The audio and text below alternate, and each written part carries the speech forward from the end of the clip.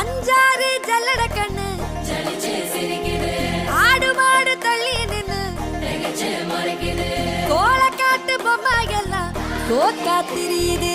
தொக்கா போட்ட அக்கா பார்த்து காக்கா மிரளுது.